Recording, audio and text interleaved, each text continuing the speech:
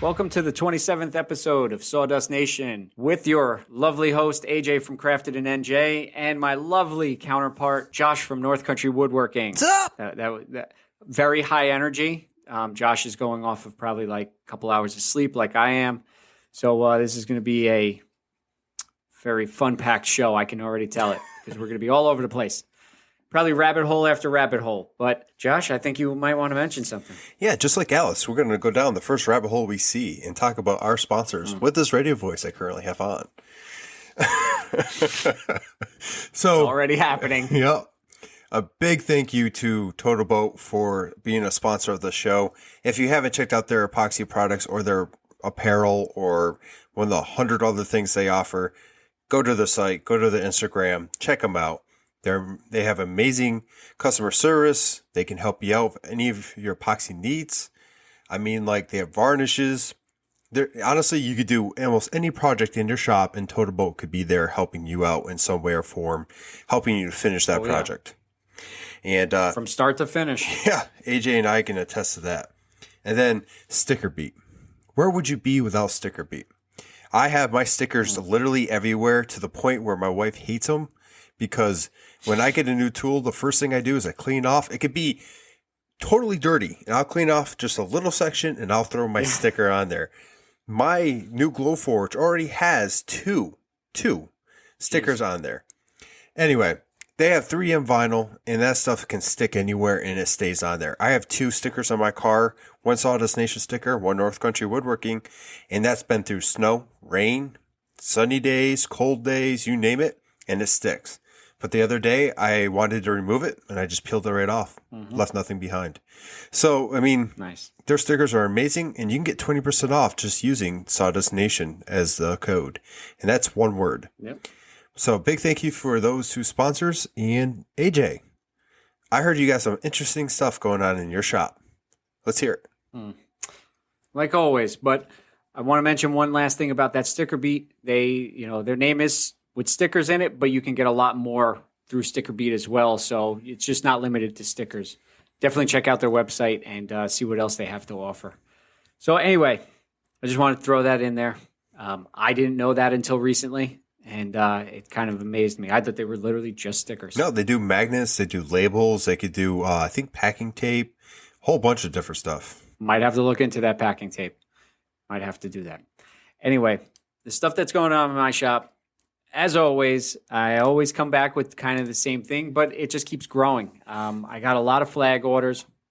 People are coming from all around to order them. Got a few orders for flags that, aren't due until later next year, but, they got their order in and, so at least I could start working on it.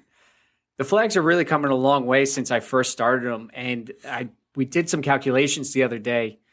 And it's not so big, but to date, I've made 63 flags, and then we calculated how many stars. Those are both coin holders, flat flags, and wavy. And then we calculated the stars, and it was like 3,100 stars that I've painted so far. Mm-hmm. So it's crazy to think about that. 63 doesn't sound like a whole lunch. Yes, it doesn't sound like a whole lunch. Doesn't sound like a whole bunch, but, from a year ago to where I am today, the flags have come full circle. I started out, I was using a template to do those flags and then, sanding them down so it would, Josh is now throwing me off because he's recording, but, I would use the template, then I'd sand down the waves. The waves would look all identical. And then I really wanted to spruce it up and start power carving. So picked up a few discs from Kutzall and went to town on it. They slowly got bigger waves, different styles, and now I'm incorporating the logos onto it, either painted or carved, where the logo is actually raised instead of being part of the waves. It has its own platform to sit on, but it's all all incorporated, so it doesn't look like it's standing out too much. And what else do I have going on? Oh, the project that I couldn't talk about before Christmas was Kim's Christmas present. Found a picture online of this. It's going to be a little bit hard to describe on the podcast, but it's an epoxy snow globe. And on the base of the snow globe is a piece of wood, and I chose oak for this. And I cut little mountains into it. I burned it completely on top, so it would actually take away a lot of the points, because I didn't want to sand it. I wanted it to get this more natural look, and I burnt it really, really well. Took a wire brush to it, cleaned it all up, painted some snow caps on it, and then built a homemade mold for my my invention that I'm going to try, or that I did try.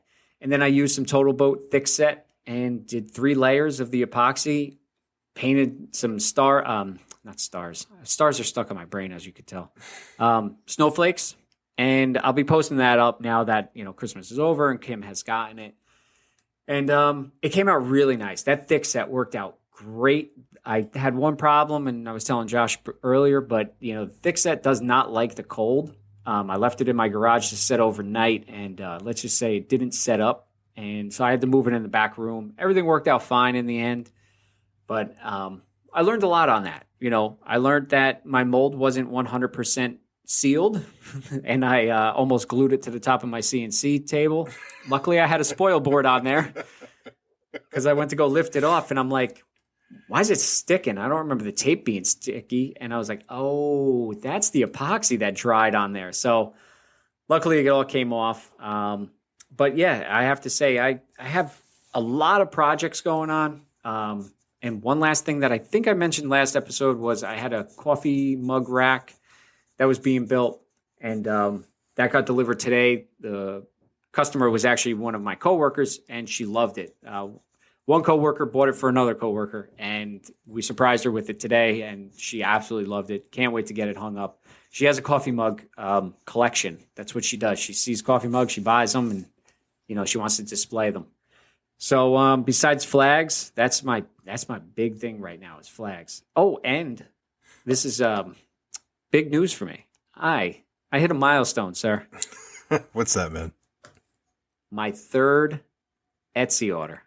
Can you believe that? Ladies and gentlemen, please put your hands together for AJ from Crafted in NJ. Hello. Yep, please take a bow. Yes.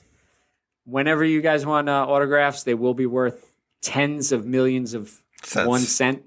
So, yes, that's exciting. I heard this cha-ching noise on the app, and I saw that Etsy said that you have a new order, and I was blown away by it. And I have a 4th one in the works. So, I mean, to me, that's pretty cool, because since I went on Etsy, Etsy was kind of dead for me. Mm-hmm. I know it's my marketing. My marketing is horrible on there. That's a work in progress. But, to see that people from across the country want to buy something that I make it's pretty outstanding. I've sent a few flags to, one went to Texas, one went to Cali, one will be going to Canada. So that's pretty exciting. That's coming in the works. And Etsy is picking up in a little bit, 3 orders later, and I feel like a star. Yes. So, but that's pretty much what's going on in my shop. I got some CNC work that I got to do that's coming up. Just a ton of flags. I got blanks all downstairs that have to be ground out. And since it's getting a lot colder out, I'm not sure how I'm going to be grinding these out, because I don't really want to do them outside. So I have to kind of shelter myself inside the garage so I don't make a mess. Because I don't know if you've done anything that, yeah, you remember. I did this one time, and I will never do it again without some kind of shelter around me, because I found sawdust everywhere. I think I still have it on certain shelves. There's sawdust literally still there. Yeah, you probably do. And I'm telling you, I got to just somehow, I think what I'm going to use is my older spray shelter that from HomeRite, and then tarp the front so it creates, like a little cave. And then I'll put a shop vac or my dust collector in there so it'll at least collect most of the fine particles. So I have an idea for you. Your where's that located again in your shop? Is that located closer to the door or closer to your saw? That is closer to the door. Perfect. The garage door. So what you do is you get some plastic sheeting, Some plastic for like painting, to protecting furniture, and you get some conduit. You throw it up there, you attach it, you can roll it up and use some bungee cords. And when you're not in use, it could be rolled up and out of the way. And then when you're ready, you just let that go. You put some weight on the bottom, and then you already have your wend going in there. You have more space, and it could be a spray shelter as well. Problem. Probably. The wen is on the outside of the door track, so I couldn't do the conduit because then the tarp would be it would interfere with my garage door. You don't use So it anyway. You have another way to That's how I get out escape. every morning. You're right, but I don't use that back door because it's armed for the alarm, and I've done that too many times where I set the alarm and then I go out the back door, leave the house, and wonder why my alarm's now going off. So It's just me. Don't worry I've thought about. I know. I've thought about how I could section off, a certain part of the garage and just make that, a temporary shelter. But I think right now I'm going to just use the HomeRite just because it's quick, it's simple. I won't have to reinvent the wheel as of right now because I have a lot of orders. If I only had like one or two, that'd be one thing. But since I got so many, it's kind of just like whatever works right this very second. And if it's nice this weekend, I'll do them outside. I have no problem. I get you, trying to knock that out, but it might be something you want to consider because, unfortunately, in Jersey, you're going to winter every year. So you don't want to keep running into this issue. And if you can get something that's set up where if it's nasty outside and you got to get some carved, it's an idea. I've seen it done. I can't think of the maker right now, but he did it, and it seems to work fairly well. It was actually suggested early on to me by a maker that's not on Instagram, and I've been considering it. I just don't know how I would set it up in my garage either, honestly. So, one other issue with that is I'm dealing with low ceilings. So it's kind of like anything. You're right. The only problem is if I had taller ceilings, then I could roll it out of the way and I wouldn't have to worry about hitting it on my head or anything like that. I get what you're saying, though. It's definitely an idea that's sort of in the books, but the way that I would have to situate it, my whole garage door opener would be pretty much in that little area. And I don't think that garage door opener likes the sawdust, that's already there. It works. But I think if it was overwhelmed with it, then I don't know if it would still be kicking. I think it would kick the bucket. But it's an idea. I got to come up with something. It's okay. I'm not saying I'm not. Fine. No, I'm not. I'm gonna go ahead and cry. Idea. It's okay. Oh well, I'm sorry. How tall are your ceilings? 9 foot? They're not that tall. They're about maybe 7, 8. 7. Mine are 7, and you almost whacked your head on the ceiling. I honestly don't know. I would have to measure. Whatever. You have a point. I get it. I understand. Dead horse. My father actually suggested this, which I almost fell over when he said this. He's like, why don't you just buy another shed, like an 8x8 shed, and put it behind your current shed and make that into a carving shed? I'm like, I would never thought my father would have ever in a million years suggested that because, why would I have to buy another shed? You could just do it in the garage. And so I was like, you're telling me to buy another shed. You know how much those are, right? And he's like, $1,000, right? I'm like, no, try like $2,500. Yeah, they're he's not like, cheap. Oh.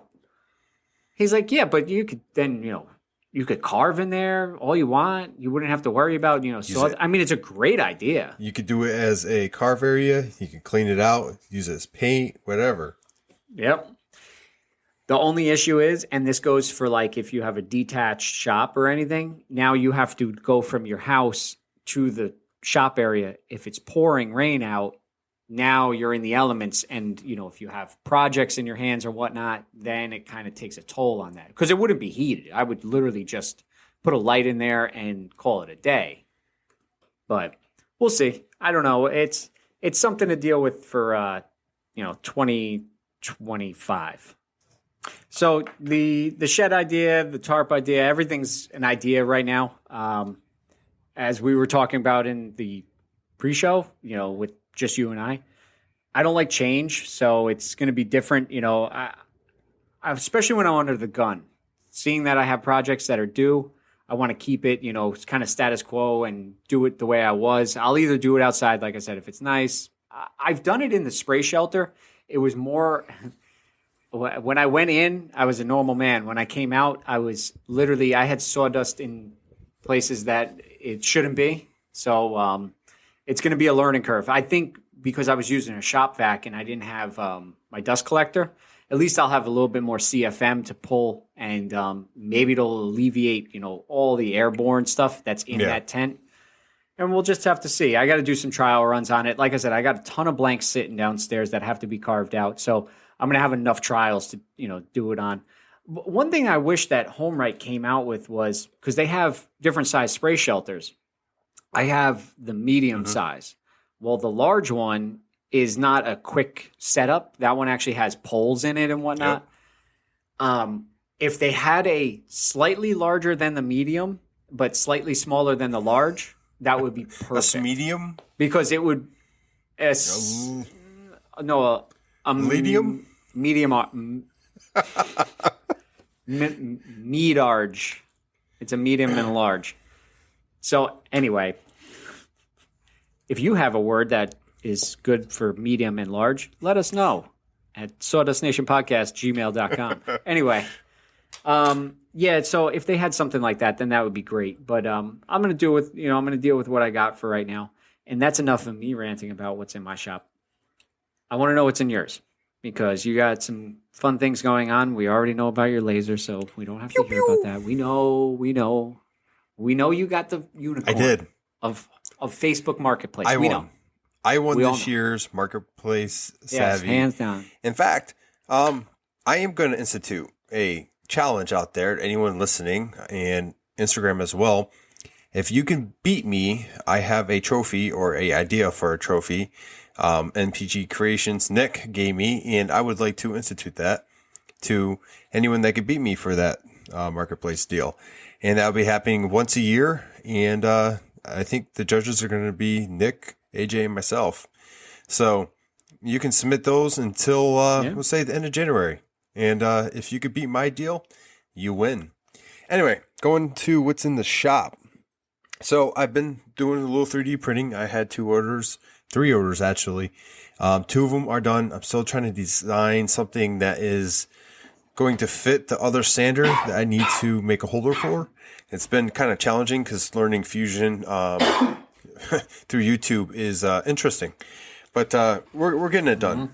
I'm also doing a little bit of Pokemon 3D printing because my son just got into Pokemon. So I'm, we all know it's for you. It is. We all know it. But yeah, I've been printing those out for him so he can play with them. Easy toys, right? I don't have to go buy them. I can just, make them. So there's the 3D printing world. The laser world's been kind of quiet. We're trying to come up with some projects to do on the actual Glowforge. There are a lot out there, and you got to realize I'm going from a laser that doesn't cut out and it does, engraving really only, to something that has a lot of capability. So before we just dive into it and just waste a whole bunch of stuff, we've been sitting down, designing, trying to figure out what we want to produce with it. So we've done some test cuts. We've done some things here and there.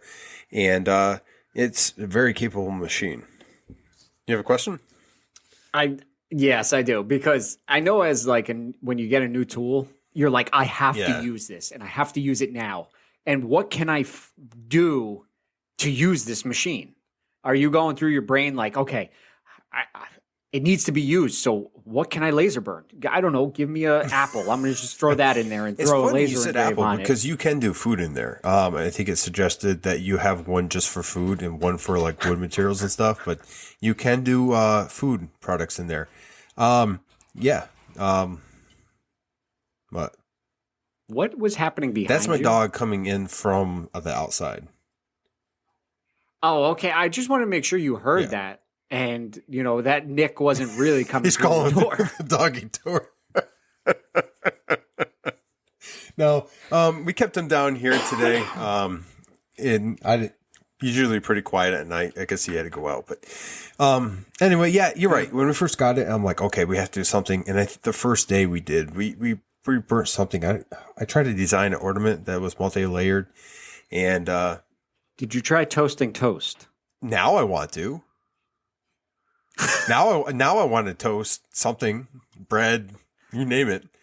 Now you have to do that, and you're going to have to post it as a reel. I have a hankering for toast. I'm telling you. I do too. I could definitely go for some. If you got some ciabatta, just slice it nice, put it down, let it toast. So we did the ornament, and then I went in the next day. Okay. I went into I did my badges for my 2 jobs I've held in the Air Force. One was a mechanic, and one has been a fly engineer. And I already had 2 hanging up from my last laser. I really wanted a nice set, so I used that to cut out the wood. I used it to actually engrave it. And what took forever in a day, my last one took an hour for doing both and cut out. And I haven't hung them up yet because I'm reorganizing the shop. I actually took orders up to a certain point. I finished them, and then the rest of them I said I'm not going to touch until the beginning of this year.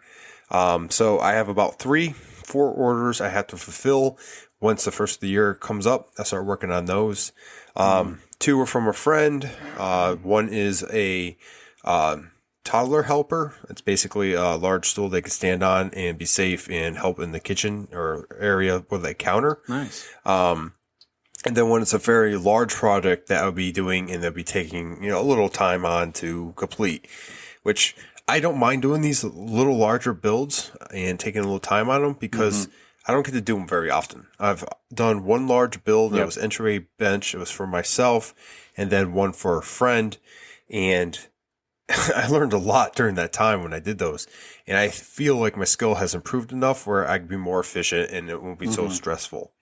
So I'm looking forward to doing that. That's good. I've been working on the CNC, trying to hone my skills a little bit. I'm producing some flags on there that would be carved totally on the CNC with some details and stuff for the military community around me, trying to ensure that once I release the designs, I'll get some orders and I'll put them on my Etsy store, and hopefully that'd be a source of income for the CNC so I can, start making more money on that, because the 1 to 2 customized orders that come in is great, but a steady source of income from the CNC would be a lot better, as we all could feel out there. And with that, I've been messing around. I made some more clamps. I, in the beginning, had plans for a piece of plywood I had, and it's just been sitting around, and finally I just took the time, and it took like 4 hours, but I got a whole bunch of different clamps out of it, different ways, to make sure it's straight, and just, I've been using the little plastic ones that come with CNC themselves, and they're not bad, but I mean, it's not always the best to use on the project. It really, so, and the clamps you can get online anywhere, and I just use those, and I just printed a whole bunch out and basically utilized the plywood to its most extent possible. And then, I've been messing. The other night I was in the shop. I'm like, I really need to reorganize this. It's not the flow I really need right now. Blah, blah, blah. We had a whole episode about this, but I spent most of the night last night reorganizing the shop. I got everything basically where I can utilize it. I don't have to move it from one area to the other. If anything, I just have to move it from the wall just a couple inches, and that's it. I took down some of my woodpecker stuff, all my woodpecker stuff, and threw it up on my original French cleat wall near the side. And then I have been basically clearing out and making room for other stuff. I'm going to be doing an entire section for my paints and my, my polyacrylic and my stains. Hopefully that will shrink here shortly, because I'm not staining as much. But it's just being reorganized, so better flow. I have some ideas to store products and let them dry and everything else. AJ is currently dying on the other side. Jesus. I can't get rid of this cough. He has the Rona. I'm just kidding. Oh, my God. I'm just kidding. He does not. Hopefully he doesn't. He's young. He's healthy, so he'll be with us forever. Walnut is in the back waiting. Anyway, so that's about it for my shop. I just, like I said, I've been doing a lot of reorganizing, make some shop furniture, and I went and I actually designed a place for my spray cans and my stains and stuff on the CNC and had that cut out. Made some mistakes, some spacing mistakes and other ones, but otherwise it's going to be useful. I actually have it gluing up with Titebond Quick and Thick right now, and I'll probably throw that on the French cleat wall tonight, throw some stuff on it, and I will be making another one and fixing some of the mistakes I already made. Regardless, it's still a useful shop project. So, and with that, that's the last thing I could do on my CNC for a while. My brushes. Nice. What? Oh, yeah. I was just going to say, I'm like, oh, yeah, that's great. Yeah, it's great. Your CNC is dead in the water. Yeah. So tell us more. Well, I must have been pushing the CNC a little too much since I've got it in October because the brush is already gone on. I don't understand it. Like, I really don't. I mean, I run the thing almost every day, close to every day, but it's not like I'm tearing through doing 3D designs or, you know what I'm saying? Like, I cut out quite a bit, but I mean, like, I don't know. I have to replace the brushes. They're like $14 to $20. You get 4 per pack. I'll have extra on hand, but I just didn't foresee having to replace them this early in the game. Dewalt router, right? It's the same one you got. I think it's the DPW 611. 611. Yeah. Did you take the brushes out by any chance? I took one out on one side, and it's pretty worn. Yeah. Really? Do you have to because I didn't really look at mine that hard, but are there little screw caps that you could take off, or do you have to take the head off?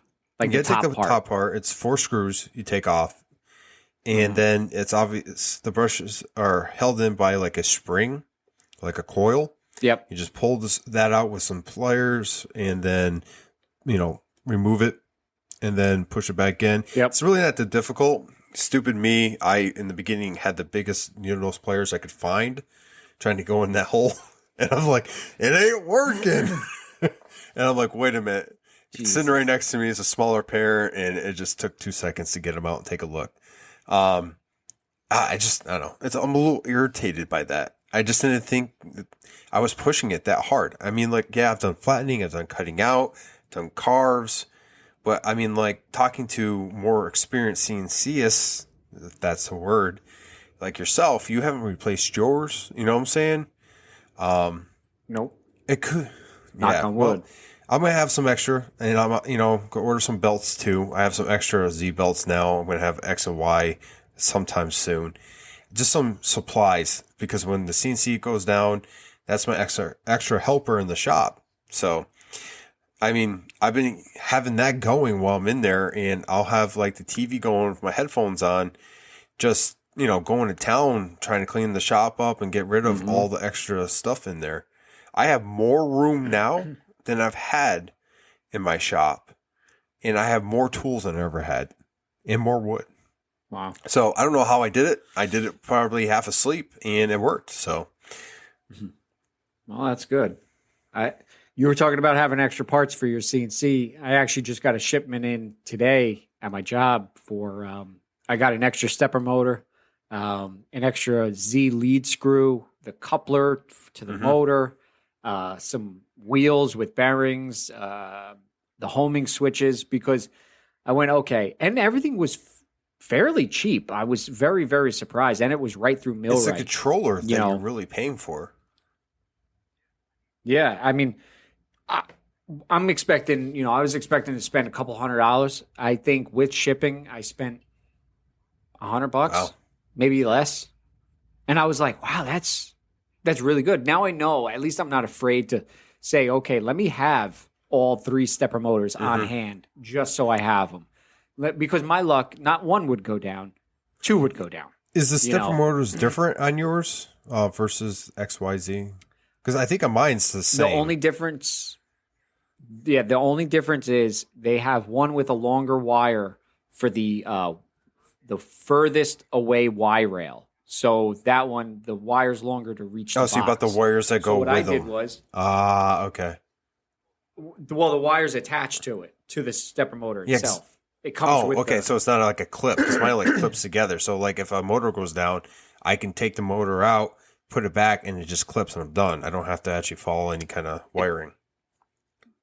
Unfortunately, this one you have to undo the whole thing. Where the drag chains are, get all the wiring out, and replace the whole motor with the wire. But what I did was I asked them for the stepper motor with the longest wire, because then it's universal. Then it can go, any which way. Because if I bought the ones with the shorter wire, I know the longest one would go out, and then I'd have to order it. So I figured that, maybe in a couple months, I'll pick up some extra parts of the same ones that I already bought, because, it would be my luck. Multiple of the same part would go, and I wouldn't have enough. And now, like you said, now that helper is down, and now you have to wait. And, it took me, I think, like 4 days to get the parts. So it wasn't terrible. But in those 4 days, you can, produce some work and then get that out, and it's a quick buck. So I definitely going to pick up more of those spare parts. But the brushes were the very, very first thing that I bought, probably 6 months in. I saw somebody post up about their brushes, and I went, that's not a bad idea to keep, because the router's going all the time. It's not a spindle where, it stops when the machine stops. It goes when the machine goes. Sometimes I have that router running before I send the G code, and it could be, 5 minutes, because I'm trying to find the right G code. I misplaced it, and I don't shut the router off. If a carve gets done and I'm not around, that router's still going. So you got excessive time on it. So I was like, yeah, that's not a bad idea. I forgot about the brushes. Let me pick some up. So I was proactive on that. I don't know how smart this is, but I was kidding around with my wife about it, because it does happen where, I have it running. I go inside, I have a camera on it so I can check it, and I'll check it and it'll be stopped. So I'll go out there and shut it off. I was thinking about getting one of those Alexa enabled plugs and plug it into my strip. And when I'm out and doing things in the house, be like, hey, blah, blah, blah, turn this off, and just have it, cut the supply. That way it shuts it off, and I don't have to worry about it running, and I can get out there when I can get out there, versus being like doing laundry, dropping the laundry, going downstairs to go shut it off because I don't want to run it any extra. If your Wi-Fi went out, I don't know if they shut off. I don't think they do. I'm pretty sure. I don't know. I have to look it up. But I would think, as a safety precaution, they would fault to off versus on. So I keep saying it. Our luck, your Wi-Fi would go out mid-carve. You would be upstairs taking a bubble bath or something.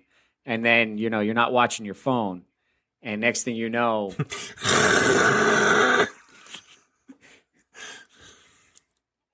Oh, that CNC is really loud today. I wonder why.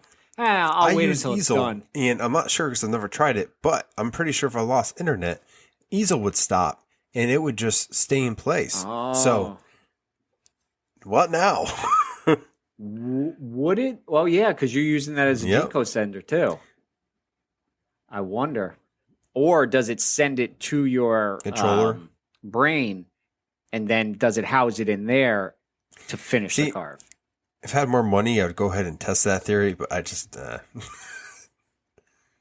Do an air carve, unplug your Wi-Fi, and see what happens. I guess, I'm actually curious. I might do that right now because I can't use the router anyway. So, I mean... Just try it. I mean, do a simple pocket carve and, see what happens. If the machine still goes and your Wi-Fi's out, that the brain's storing it.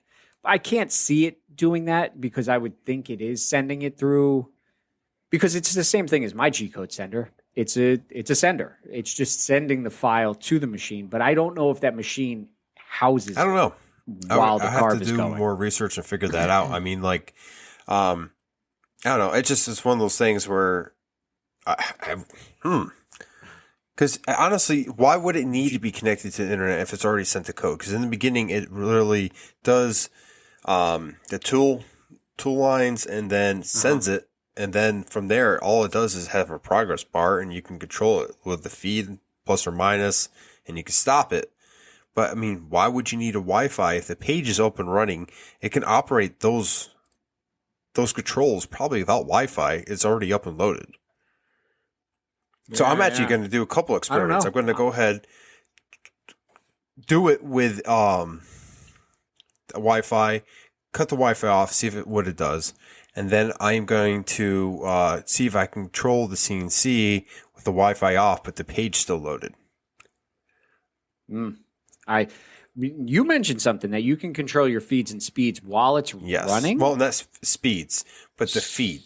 So the feed is the input either manual or automatic, depending on whether inventable or a previous carve, because it stores your previous carves. So if I use the 1/8 down cut and I do pine and I go, I don't know, something crazy, 60 for my feed, next time when I click on pine and what I say, 1/8 down cut, it will pull up 60 as my feed. And it would be like previously done and saved. And it'll show you that you did that, and it'll pull that up. Now, during the carve, there's a little window by the progress on the left where it goes plus or minus. And you can go faster or slower, and that's how I've done some of my carves. Is I go out there, and it's like cutting through like it's butter, and I'm like, well, I could probably go a little faster, right? So I'll turn it up a little bit, and it will, continue carving. And if I go out there and I hear, I'll go ahead and turn it down and be, carving just fine after that. Yeah, I was just talking to a gentleman before we hopped on about a new G-code sender, and the one I'm using right now it's called Source Rabbit. It works for me. I don't have issues with it, but it's very, very limited. And he was talking about CNCJS, and he was actually talking about a plus or minus for your feed. I could have swore he mentioned while it was carving. So I was like, maybe I heard him wrong. And then you said it. And I'm like, that would be great, because then I could test the waters, because I want to make this machine, almost said, run faster. And I want to see what that limit is before I'm going to have any issue. Because, I could send a G code that I'm running 200 inches a minute. And next thing I know, it goes to plunge into the wood and snap, there goes my bit or my lead screw or something. At least if I could slowly up it and see where that failure point is, then I know, okay, I can't go past 150. I know I got to be under that. Because I was doing the badge, one of these large police badges out of ash. Well, I was running a 60-degree V-bit and noticed that it's chipping out all over the place. My feed and speed was way too fast. If I had the ability to lower it, that would have been great. My ability to lower it is I have to now redo the whole tool path, reset my machine, and resend the whole G code to get it to where I want it to be. So that's a really nice feature, and I have to see if I'm pretty sure CNCJS has that feature. So if it does, I'm switching over. You could use Easel, and you could use you don't even have to use their premium feature, and then use that as a G code sender. And I don't know if it would work the same, but if it did, there you go. Yeah, I mean, a G code sender is a G code sender, just like any of them. I mean, the only difference is you have different features that you can use. You can use, like you said. I know, like mine, like I said, I don't have that option unless I do, and I'm just missing it. But I don't believe I do. But yeah, I mean, it wouldn't hurt to try it. Easel, I know you said Easel was fairly easy to use, and I'll try it on one carve and see what happens. I mean, if my machine blows up, then I know it's not working. And there it is. But yeah, man, that's pretty much what's going on in my shop and my CNC world and all that nonsense. But we have a couple questions, and one is from Kumos Woodworking. Talk about French cleats. You want to go ahead and hit on that? Kumos Workshop. Oh, sorry, man. That's Kumos Workshop. Josh is tired today. Okay. Like I said, I was organizing my shop all night. Not a valid excuse, but whatever. But this is a really good question that he sent in about French cleat. I know I have one. I have one wall, and you got one. I actually love had mine. 3. Yes, I still have. Oh. Well, no, now I have 2 walls for French cleats. But let's go ahead and play his question and see what he has in store. What's going on, gents? This is Noel from Kumos Workshop. I got a question for y'all. Because I'm personally a clean freak. I like having everything clean and neat and organized. And right now, I'm in the middle of basically remaking my shop, like new couple cabinets, like been thinking about French cleat walls. And thing is, I like the convenience of having everything like out there, just like stretch my hand out and grab it and start using it. But at the same time, I kind of want to keep everything clean. So what's your guys' take on French cleats versus enclosed cabinets? Thanks, guys. Keep up the great work. Well, all I'm going to say is that French cleat has changed the way I work in my shop 100%, because now I have everything at my fingertips. It does get dusty, of course. That's the nature of the beast. I've noticed that even with closed cabinets, dust will find its way in no matter how sealed those cabinets are, because dust loves to do that. But French cleat, my thing is then I could see it. I could see what's up on the wall. I could see what's missing. One of the biggest things with cabinets for me, or shelves, a lot of the stuff that goes towards the back is kind of falls into the abyss because now it's behind things. French cleat, it's kind of all right there, right in front of you. You can look at it and notice, okay, that's missing. Okay, where is it? And it's convenient. I reach for stuff on my French cleat because now it's become a muscle memory. Okay, my pens, pencils are over there. Okay, my nailers are here. I'm going to do a second French cleat in the CNC area. I still haven't gotten to it, but that is in the works. And that's going to organize both my 3D print and the CNC stuff. And then some of the overflow that I have in some little cubbies that I built. And then it'll be more accessible because it's right there. It's all open. You can see it. And, almost without drawing like a trace around that specific tool, you kind of know because you see this spot missing. Your little tool holder, whatever you're going to make, is empty. And you go, okay, now I got to find that tool because I know I had it 5 minutes ago and now I don't. So to me, French cleat all the way. Cabinets are good, for certain items, but tool-wise, if you have the space, I'd say French cleat. What about you? Well, since I've already told you guys I have like 3 walls full, I'm going to go French cleat. So the first one I built, it's not the best, but I keep it up because it's already been built. And a lot of the holders and stuff probably need to be reworked and retooled and made out of some walnut and some fancy wood. Because whatever, I used pallet wood when I first built the first one. But, they work. And I just reorganized it. And now I have, most of my hand tools sitting there and the stuff I use consistently. I took down one of the walls because it was just extra space where I could put something else. And then the other one is going to be used for building little open cabinets. I don't know how, shelving with French cleats for my spray cans and, my paints and whatnot. That way I can get rid of like a shelving unit and open it up a little bit. Cabinets are great if you want to keep paints or something in there, but I don't know. I'm with AJ here. I don't have a need for them. I don't think that other than making things look nice, it has a place in the workshop. That's how I feel. I mean, like drawers, fine. Okay. Cabinets, whatever.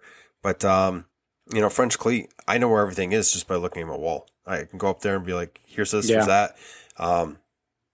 And this is stuff I use the most. It's not like I'm just throwing up whatever up there.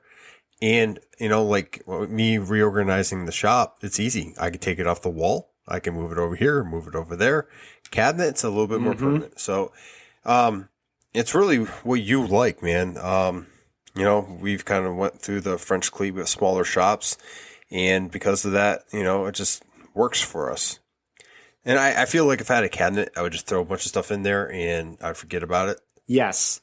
Out of sight, out of mind. And it like I said, when you have a shelf or a cabinet or something like that, stuff that gets pushed to the back, you forget about. And now, you go and let's just say buy it again. Let's just say it was something small. Well, then you go to clean out your cabinet and you're going, oh man, I just bought a whole pack of that, whatever it might have been, but you had it.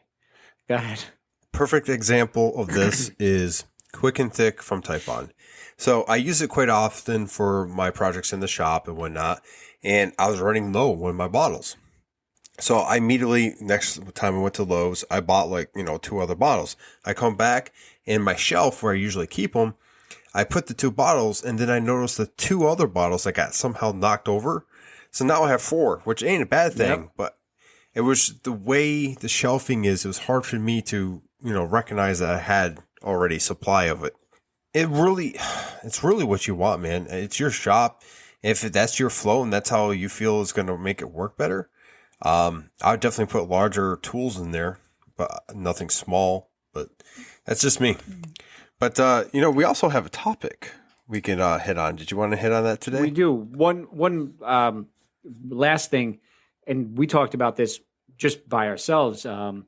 When I was doing the French cleat, I was thinking of what I could put up there and how much stuff I could put on the French cleat. Yeah. I wanted to literally put everything and anything on there. And I was very close to building a little tool holder for my circular saw.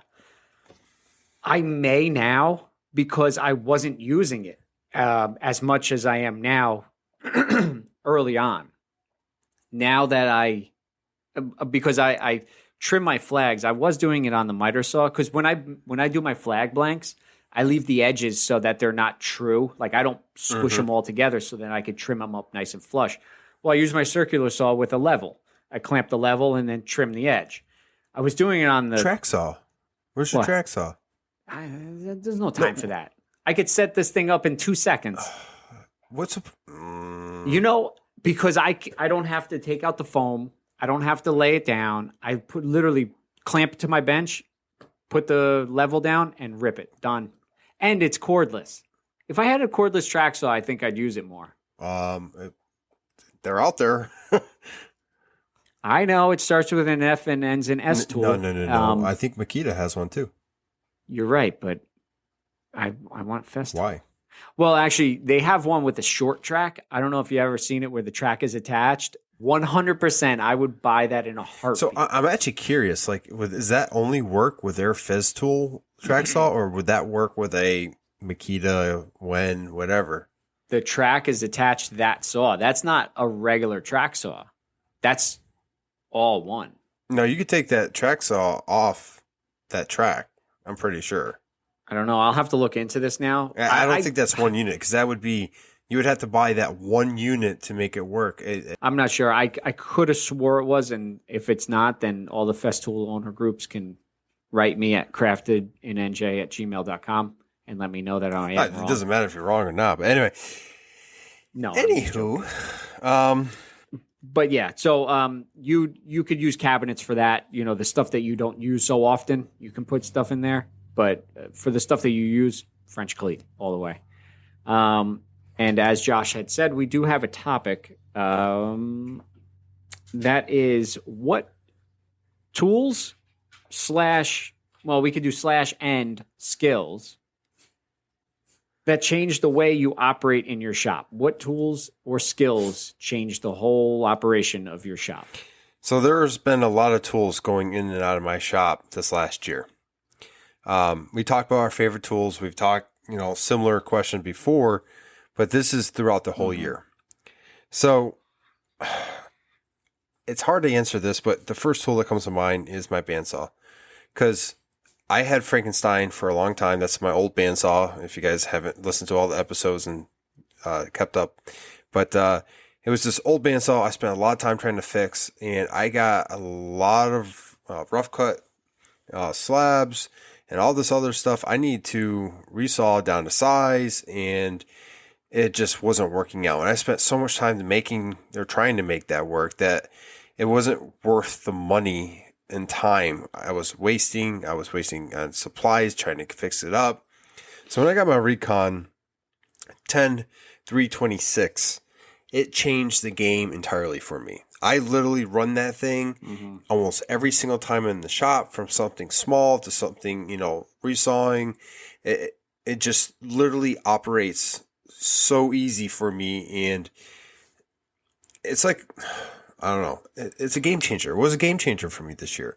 I mean, there were a lot of tools that were game changers. My track saw, like I got a new table saw. I got a new miter saw. I got the lasers, CNCs or CNC. I mean, I got a lot. But when I walk in that shop, the tool that I use the most is one of them is the bandsaw. And I honestly don't think I could have put out some of the products this year without that thing. In fact, when it went down because the belt broke, I was at a loss. Like I didn't know what to do in the shop. Like it was like, well, I could do this. No, I can't do that because the bandsaw is down. I could do it this way, but I really don't want to. I don't know. Long story short, that is one of the tools that definitely changed the way I operate in the shop entirely. No doubt. One of the skills I have learned this year that has changed the way I operate in the shop.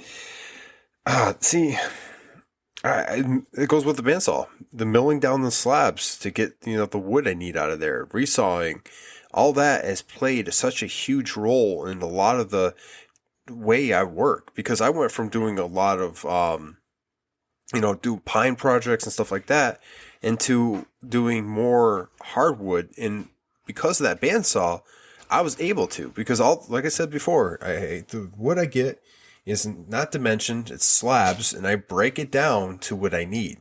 It's an extra step, but it's a little bit cheaper, and I like the place I get them, which is New Jersey Wood Forever.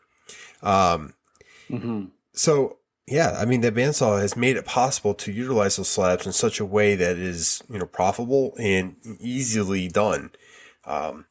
So, yeah, those are my two. What's yours? Well, you were talking about having a tool that went down and, it's the heart of your operation. I felt the same exact way when my table saw went down. And every time I flicked that switch on to power it up, I'm thinking, okay, are you going to work tonight? And it's been working strong. I believe that it was just a stuck, oh man, I can't remember. I said it 1,000 times. Centrifugal switch. I think that's what was stuck. But the tool that has changed the way I operate is that table saw, because when I was in the beginning, I had a small, Cobalt contractor saw, and it worked fine. My father and I got it when I first moved into this house because we needed it for some small projects. But that thing, I hated when it started up. I hated when you ran stuff through it. It didn't have enough power. It had a small, in-feed area like, your deal with on your Dewalt. It was just uncomfortable. I finally got comfortable with it, but then once I changed over to that rigid table saw, it was like night and day. The power behind it, it's still not a tremendous amount of power, but that motor is actually bigger than I thought. I am running 115. I would like to convert it over to 220 one day and, be able to get a little bit more oomph out of it. Because sometimes once in a while I do bog down, and I'm not pushing it fast. It's just you do not need to tell me about bogging down. No, I know.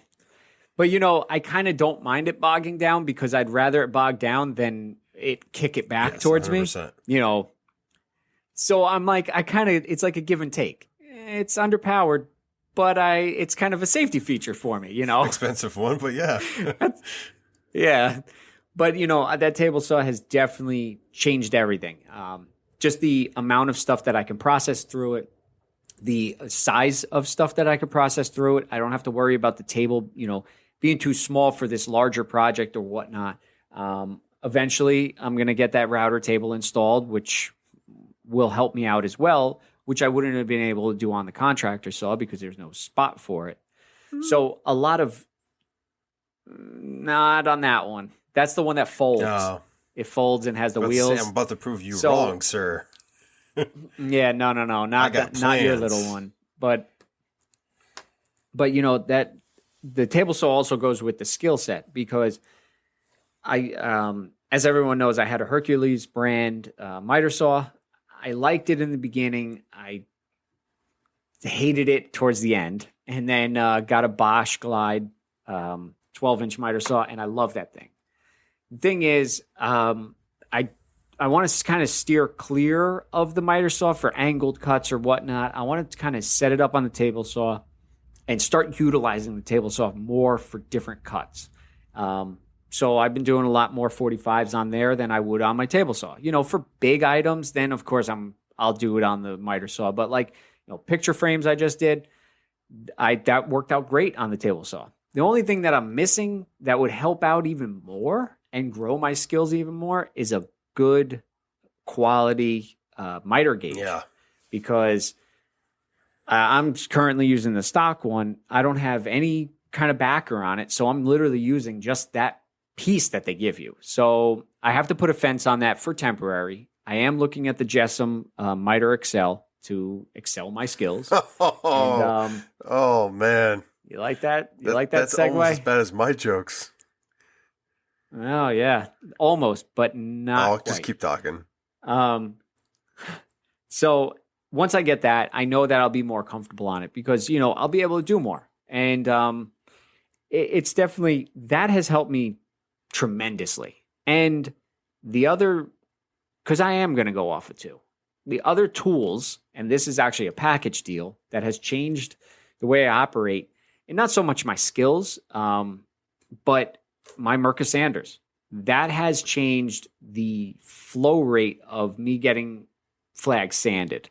So I can process a flag through, you know, getting it ground out, and then by the time it hits the bench, it's taking me probably half as long as it would with my old Dewalt sander, because now I have the smaller one, which can really get into the contours, and then, you know, the 6-inch rarely touches a wavy flag, but that 3-inch has really helped out a lot. And, you know, I was using the 5-inch DeWalt like you got, and it was cumbersome. You know, that's a big disc for some of those waves that I'm doing.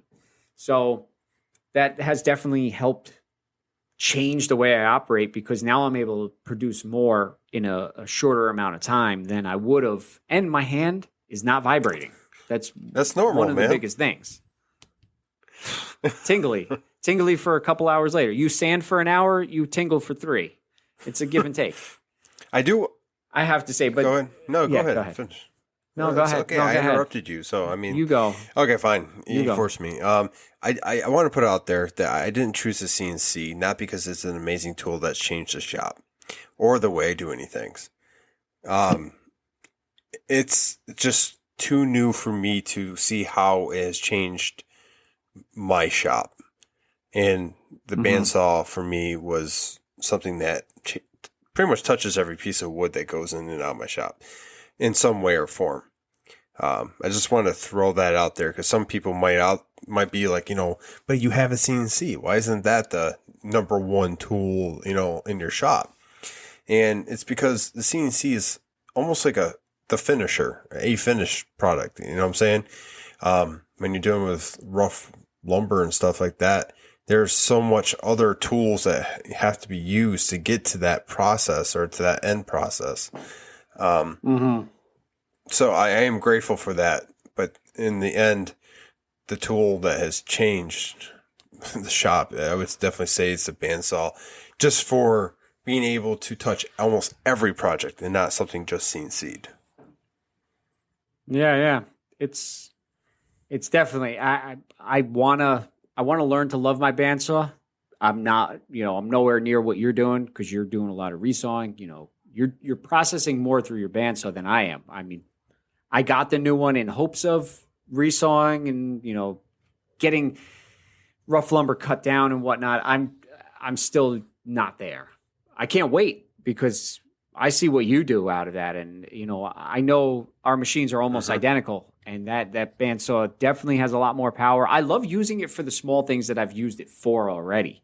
So I can't wait to get into, the resaw capabilities of it and see what I can make out of that. Because remember, when I got the Rikon, I needed to do that ring box for our wedding. And my little Wen, The little Wen that resaw couldn't. like it was like... Oh, no, it's the one time it did work, wasn't it? The one time that it worked, it cut dead straight. I've never had that blade. That blade didn't drift in a 16th or a 32nd, however far you want to go down. There was no drift towards it. And I'm like, why couldn't you do this before? You would have been my number one. You scared it straight. You had to. You failed me, and now I went and got a Rikon, and now you're working. So, but I have to say, if that thing, it was funny because I got it. And then I was like, well, I didn't have a new blade, I believe, on the Rikon. I couldn't use it. So I said, well, I got to use this Wen, and it worked perfect. But that bandsaw, that was the only resawing I've ever done. And it was fun. Oh, yeah. It was neat to take a piece of thicker lumber, get usable stock out of it, and then make something out of it. Well, sometimes the stuff you find, once you cut into it and make a book match or, just resawing, is like a lot of the walnut I have, once I cut into that, like I get these deep purples and like a little bit of green and just like, because all the stuff I have is air dried and it's just so beautiful. Like, nothing better than cutting up a piece of wood and just seeing what, is, inside. But, let's see. I think that pretty much wraps that topic up. We did get one more question in. Yeah, I think it's going to be a quick one because we're coming up to, we'll be over, a little over. That's okay. Well, I mean, it's the end of the year and Trails Custom Woodworks working. Man, I'm bad at names today. I think it's Trails Custom Woodwork, yep. Did a voice clip and it's about goals. So we're going to go ahead and play that. And forgive me today, for some reason, I can't remember names. But here we go. And still trying to do it. Phone's not cooperating. You could do it, little buddy. Come on. Hey guys, it's Trails Custom Woodworks here with another weekly question. My question for you this week is, what are your goals for 2021 for your shops and for the podcast? Love to hear your answer on this topic. Have a great New Year's. Catch you later. So, what are your goals for your shop? And then I think we can hit the podcast thing together. To become a bajillionaire off of flags. You're on your way. I wish. But goals for the shop would be to become more organized and focus on the stuff that needs to get done in a timely fashion and not drag it out. I'm trying to get myself a little bit more organized. Kim helped me the other day. We made up a sheet so I could write down all the contact info, all the flag info, because each flag is different. It's not just a red, white, and blue. People want, split flags, thin blue line, thin red line. They want them with a badge. They want it engraved, paint. There's so many different options that I could do. And I that was one thing I never wanted to do. I never wanted to just give one style and that's it. So any kind of idea they bring to me and I'll try making it. So that was one way to get more organized, and I'm placing them downstairs where I walk past each and every day. So I see the almost like order ticket, as you go into a restaurant, they write your stuff down. Well, these are my order tickets. That's helping me organize. And then I could stay prioritized because I'll make little different marks on it to say, where this flag is in the processing, because then I'm not like, okay, did I start this one? Did I not start it? So organization and efficiency would be a big change for me in 21. That I think will help me in the long run. What about you? Well, same, like organization. It's something that we've been striving for since we've started this journey. So I have actually put up my whiteboard, the whiteboard that's been sitting behind my deep freezer. Yep. I put it up. I have my orders on there, My wife is writing them on there, so I do not forget which order they're in. And I don't have really an issue with that, but it helps me to see, like, every time I go out there and come back inside, this is, this was placed on this date. This was, already, I don't start an order unless they pay half up front. So I'll mark that on there, and that means I'll start it.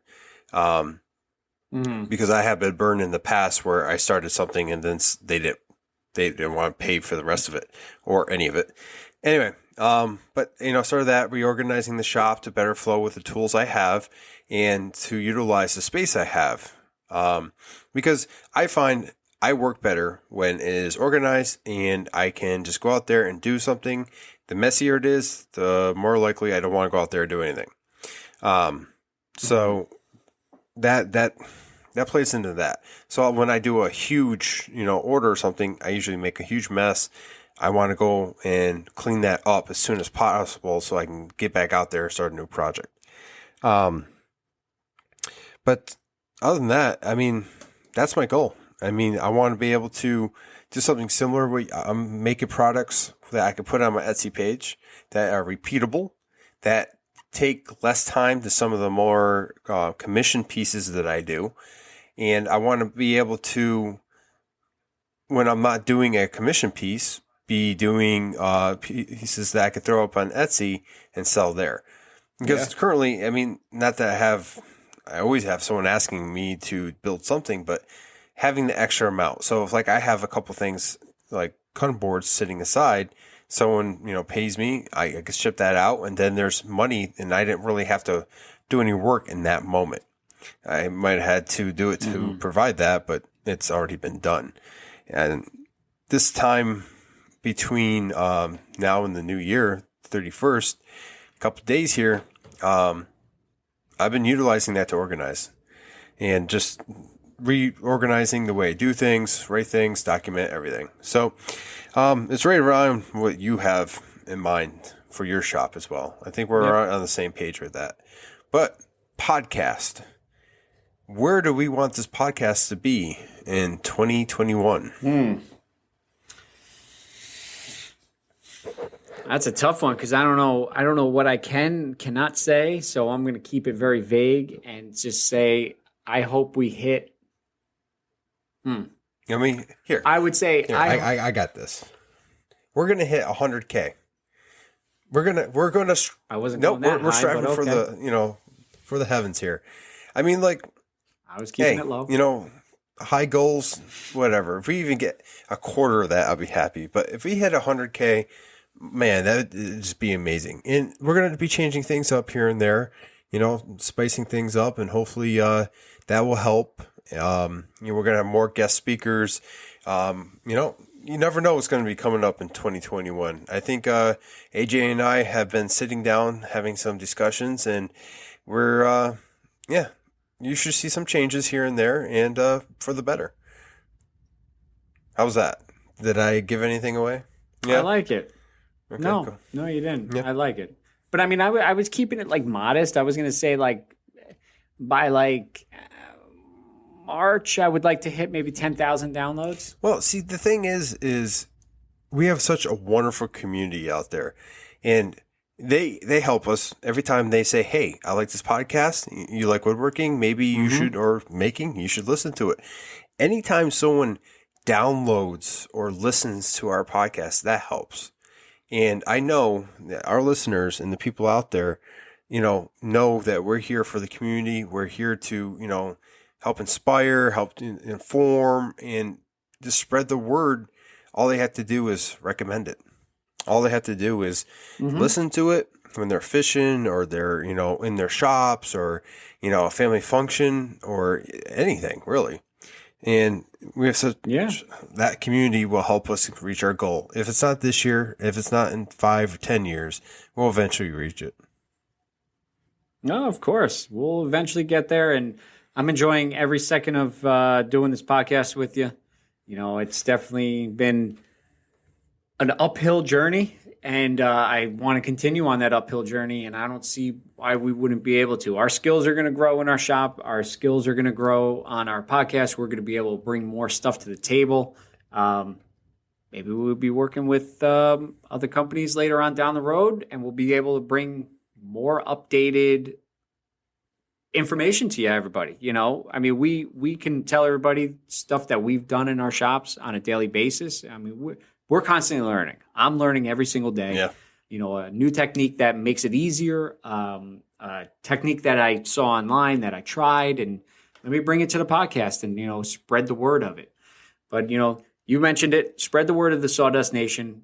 You know, we greatly appreciate it. You know, tell everybody, you know. I mean, we're just two guys just like you, working in our shops, enjoying what we do, and we really enjoy bringing this podcast to all our listeners out there. And we just want to keep this going. So I can't wait until next year.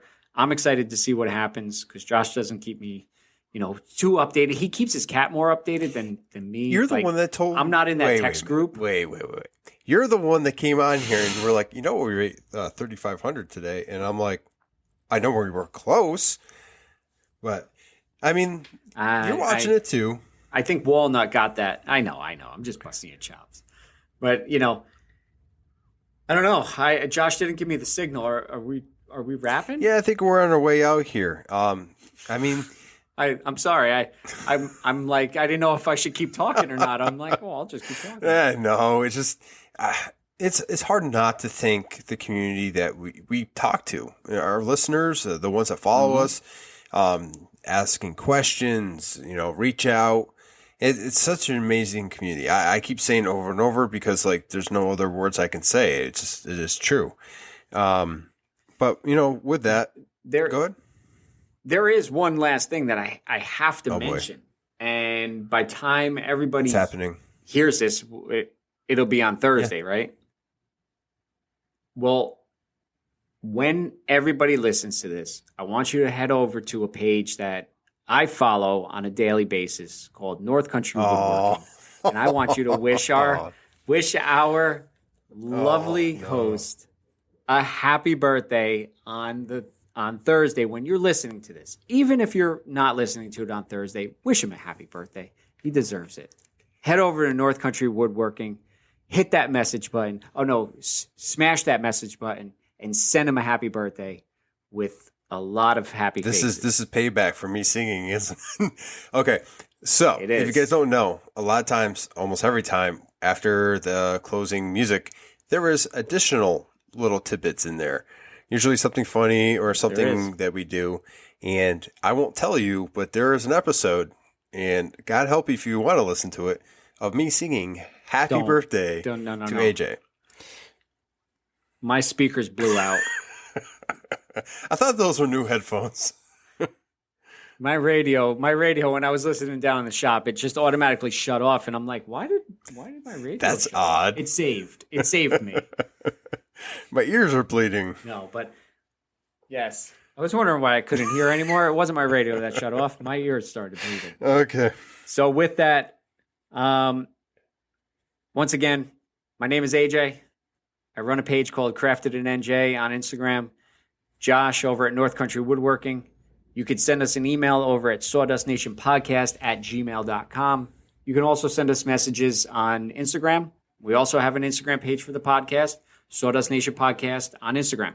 So if you have any questions, comments, anything you want to talk to us about, you want to hear it on the podcast. Maybe it's something that we've never touched on. You know, we're at episode 27, and next thing you know, we're going to be at episode 50.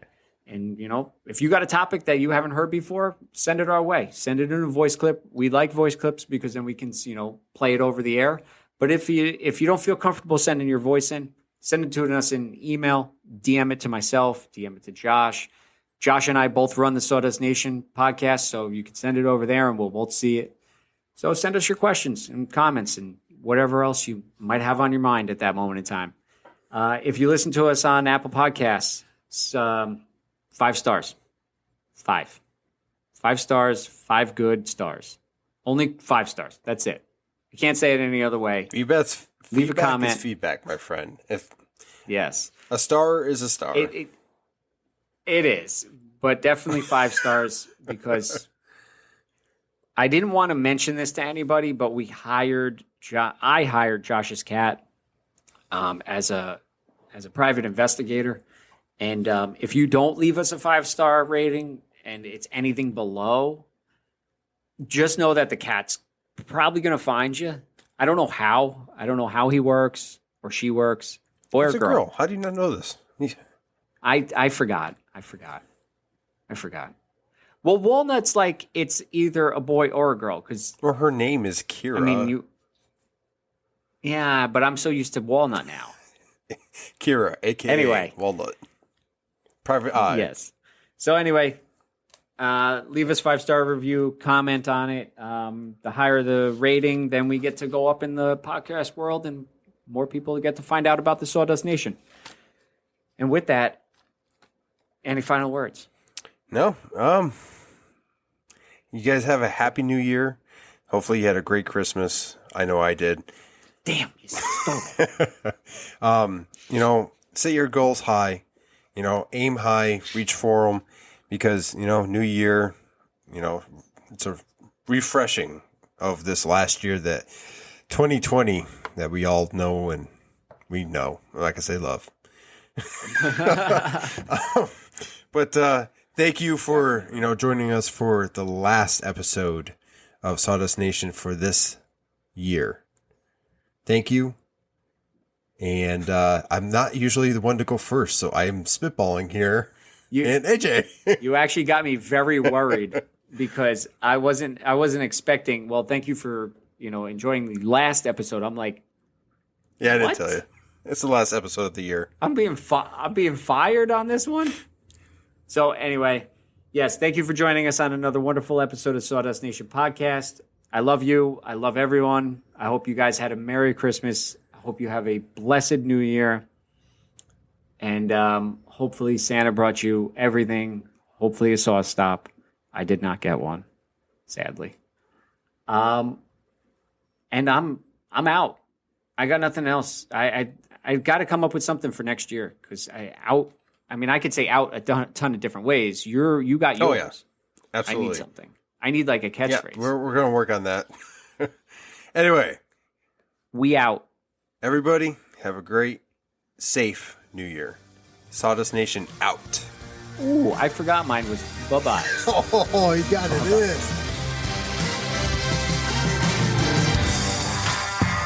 Pudding. Ugh. All right. So now that I'm about ready to... Oh, I just sold something on Etsy. What? It was my life. Oh. No, I'm just... I'm going to put that in.